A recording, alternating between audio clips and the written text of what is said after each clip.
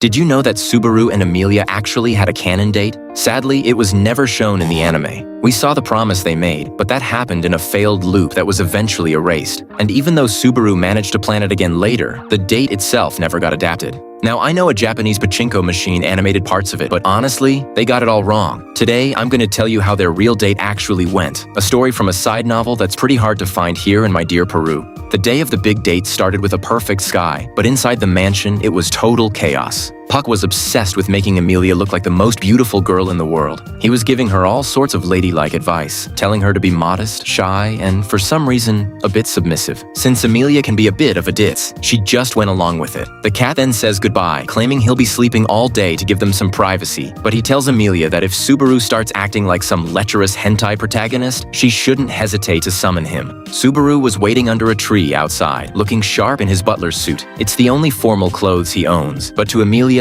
he looked perfect. Subaru, always the observant one, immediately noticed the tiny changes in her hair and accessories, praising Puck's hard work. Then came the awkward part. Subaru offered his arm so they could walk together. Emilia, remembering Puck's warnings about not holding hands, hesitated for a second. But since he offered his arm and not his hand, she figured it was fine. The moment she took his arm, Subaru literally started crying tears of joy. Their plan? To visit a grave and go flower picking. When they got to the village, a bunch of kids swarmed them and ended up getting Subaru's suit all dirty right in front of Emilia. They tried to follow the couple, but Subaru scared them off by warning them about the barrier limits and the scolding they'd get from the elders. As the kids ran away, Emilia noticed a little girl named Petra staring her down and sticking her tongue out at her. While Subaru was leaving a bouquet at the edge of the forest to honor the demon beasts Rem had taken down, Emilia had a sudden realization. She remembered someone telling her that Odd Lagna, the entity that governs the world of ReZero, is in charge of purifying souls for reincarnation. It's a crazy detail because that lore wouldn't be officially confirmed until years and years later. Finally, Subaru took her to their ultimate destination, a spectacular field of flowers. Red, yellow, white, and blue, all in perfect harmony. It was a secret garden the village kids had told him about in exchange for letting them mess with him for days. Emilia was speechless, but Subaru had one last surprise. He reached out and gently placed a flower crown on her silver hair. Subaru gave her a wink and, in his usual over-the-top tone, told her that one day he'd give her a real crown with the finest jewels. But for now, he asked her to settle for the flowers. That gesture made Emilia's heart skip a beat like never before. A strange, warm feeling washed over her. With the most beautiful smile she'd ever shown, she thanked him and told him she'd love to go on another date with him someday.